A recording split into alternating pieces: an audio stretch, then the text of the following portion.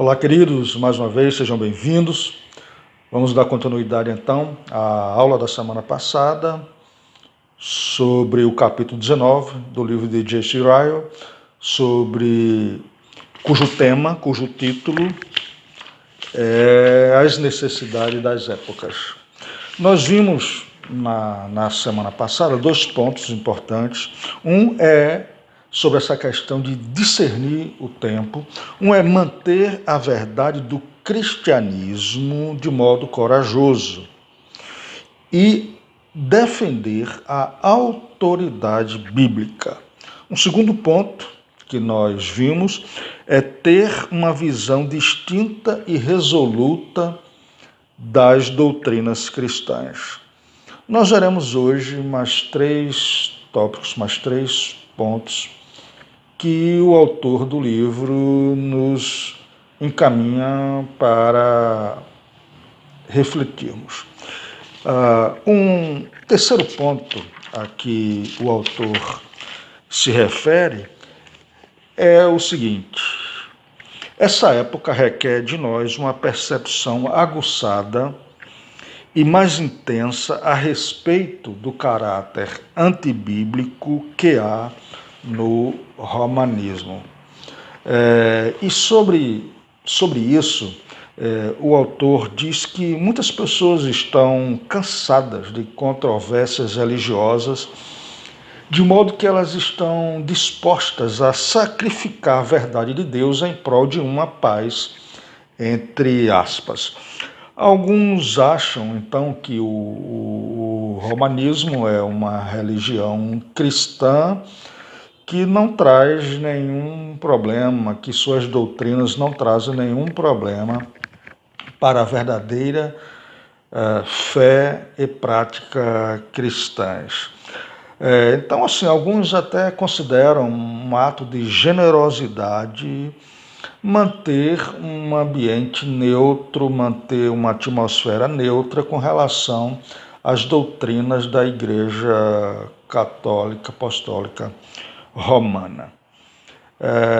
Em primeiro lugar, a gente sabe que há uma mudança no sentido de evangelismo da Igreja Católica Romana, do romanismo, né? Há uma intensidade maior no evangelismo, algumas práticas que se assemelham a práticas adotadas por igrejas protestantes. E há alguns riscos, né, de nós considerarmos essas práticas da Igreja Romana como sadias, né? Uma delas é, por exemplo, a desencorajar a leitura da Bíblia. O sacerdócio estabelecido de modo que apenas os sacerdotes católicos podem, de fato, realizar algumas coisas que todos nós podemos fazer. Confessarmos os nossos pecados, né? Aquele sacerdócio que era típico, né, de alguns foi quebrado completamente, de modo que todos nós hoje somos sacerdotes de Cristo. Nós precisamos, então, não somente estarmos atentos sobre essa questão das doutrinas, como nós devemos nos impor a ela contra práticas que são verdadeiras doutrinas anti-bíblicas. Contra essa prática romana, o autor ele diz que nós podemos fazer algumas coisas. Uma delas, por exemplo, é a leitura da Bíblia, né?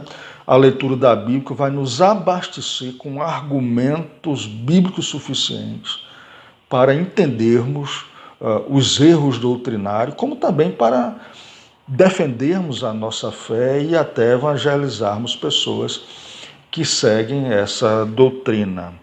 E um segundo ponto que o autor nos leva a repensar é sobre a leitura da própria história, entender o que foi a Igreja Romana nos tempos passados e também o que é a Igreja Romana nos tempos de hoje. Se nós lermos a Bíblia, se nós estudarmos um pouco sobre a história, certamente estaremos atentos sobre essa doutrina que, de fato, é uma doutrina que é antibíblica e que alguns males tem causado às pessoas.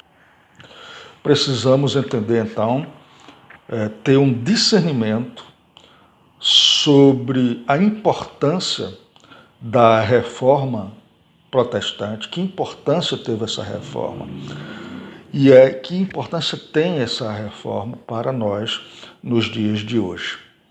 Então, termos essa visão certamente nos ajudará a compreender melhor o nosso mundo, o mundo em que vivemos aqui.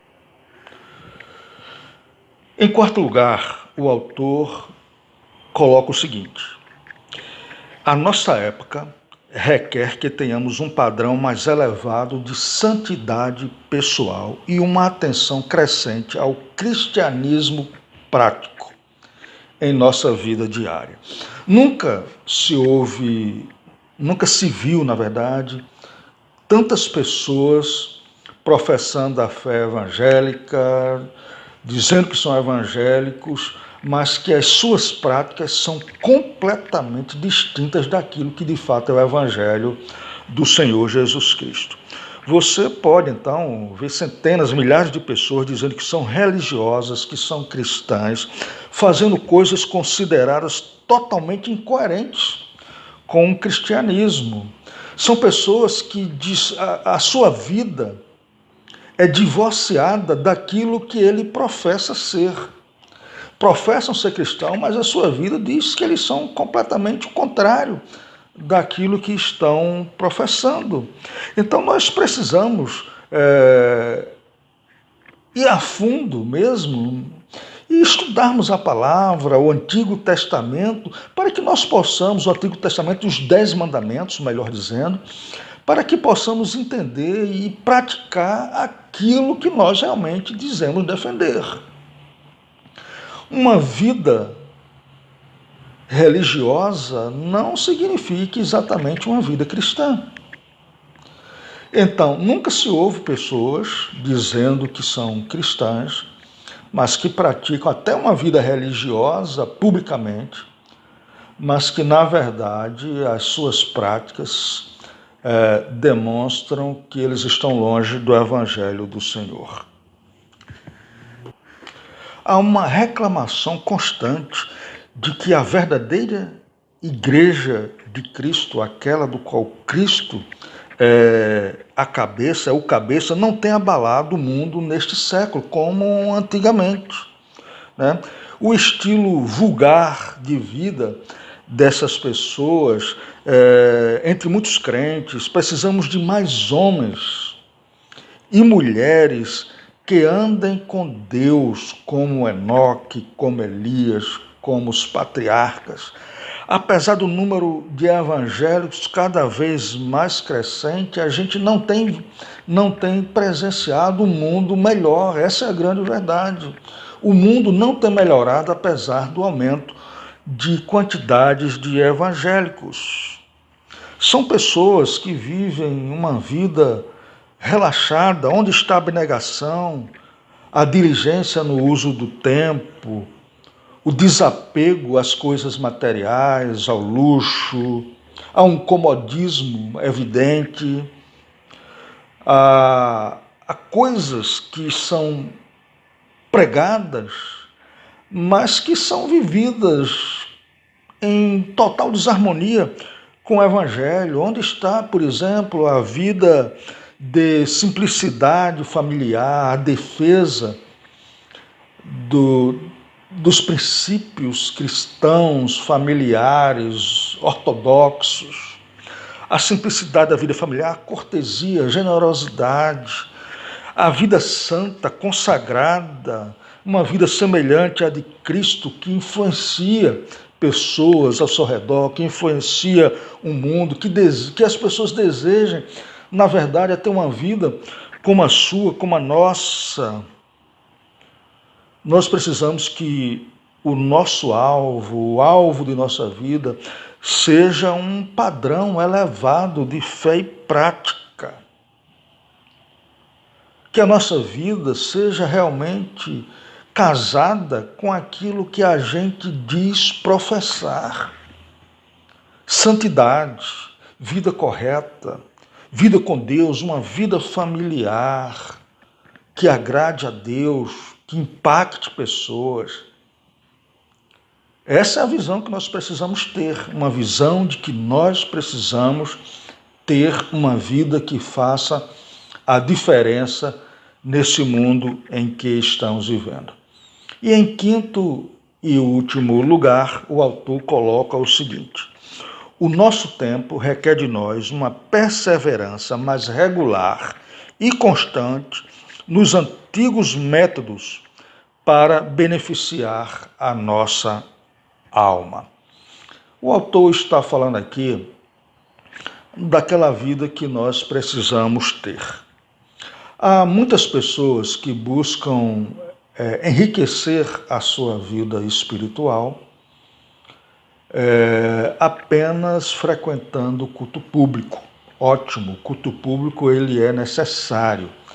O culto público é importante, o culto público faz parte da vida do cristão. Lá nós aprendemos a palavra, lá nós oramos, lá mantemos comunhão com os irmãos. Mas há uma outra vida que é mais importante ainda, que é o nosso culto particular. O nosso culto particular é mais importante do que a nossa ida ao nosso culto público. Porque nós vamos a um culto público poucas vezes por semana, alguns só vão nos domingos à noite, mas por um desencargo de consciência. Mas onde fica o nosso culto público? Onde está aquele desejo, né, de estar com Cristo todos os dias, da leitura diária da palavra de Deus, de nós termos esse hábito tão saudável e alegre, tão harmonioso, tão saudável, que é o da leitura bíblica, e tão importante para nós, porque essa leitura fortalece a nossa fé, ela pode animar a nossa alma, ela nos orienta, nos encaminha. A leitura da palavra. A segunda questão é a meditação em si, aquela nossa vida devocional, aquele momento em que a gente medita na palavra, que a gente dobra o joelho, que a gente ora, que a gente chora diante de Deus, que a gente tem aquela oração com vida, e não aquela oração pública que a gente faz quando está na igreja, muitas vezes faz uma oração apenas para impressionar, como se Deus pudesse ser impressionado, mas é aquele momento em que a gente dobra o joelho, chora, aquele momento em que a gente se derrama diante de Deus, confessa os nossos pecados, a gente confessa os pecados da gente, porque Deus sabe, mas a gente confessa, a gente pede que Deus abençoe, que Deus restaure. Esse tipo de vida tem ficado para trás e nós precisamos retomar urgentemente. Ao discernirmos os tempos em que vivemos, nós precisamos discernir que esta é uma prática que precisa voltar à nossa igreja, precisa voltar, à nossa casa, a nossa vida importante, que é aqueles momentos que nós temos a sós com Deus. É aquele momento em que nós investimos aquele tempo com o Senhor, sendo fervorosos na oração, sendo constantes na leitura da palavra, sendo constantes no devocional. A nossa vida, precisamos entender isso, que a nossa prosperidade espiritual depende imensamente do nosso culto público. Do nosso culto particular. E quando falo do nosso culto particular, eu estou envolvendo essas coisas. A leitura diária na palavra, a meditação na palavra, aqueles momentos de oração, de confissão, de perdão. A nossa prosperidade espiritual depende dessas coisas, muito mais do que ir a um culto público. Eu quero, então, encerrar aqui esta aula de hoje, enfatizando esse último tópico que eu acho que é mais importante para as nossas vidas. É não diferenciar a nossa vida prática da vida que a gente confessa ter. Precisamos que vida e religião e cristianismo público andem juntos. Nossa vida não pode ser separada. Precisamos sim fazer a diferença neste mundo. Precisamos que, ao morrermos, esse mundo tenha se tornado, por nosso meio, um pouquinho melhor do que quando nascemos. Eu creio que essa é uma das metas, ou pelo menos devia ser, uma das metas de todo cristão. Ser um influenciador do bem, ser um influenciador para que as pessoas encontrem a verdadeira religião, para que as pessoas encontrem Cristo, que as pessoas encontrem salvação na pessoa de Jesus, que as pessoas se livrem do castigo eterno, que as pessoas possam encontrar orientação para a sua alma. E tudo isso o Senhor faz através de mim e através de você, pregando o Evangelho, falando, mas sobretudo vivendo esse Evangelho. Que Deus nos abençoe, que Deus nos torne homens e mulheres melhores, cristãos melhores, para a sua glória. Que Deus abençoe aquelas pessoas que estão ao nosso redor através da nossa vida. Então, Deus abençoe você ricamente, que o Senhor possa, então, fazer de você cada dia mais, e você possa se esforçar para isso, de ser um cristão melhor, um homem melhor, uma mulher melhor, ter uma família melhor, tudo para a glória de Deus. Deus abençoe, queridos, e eu espero que estas duas últimas aulas tenham contribuído para a sua vida cristã.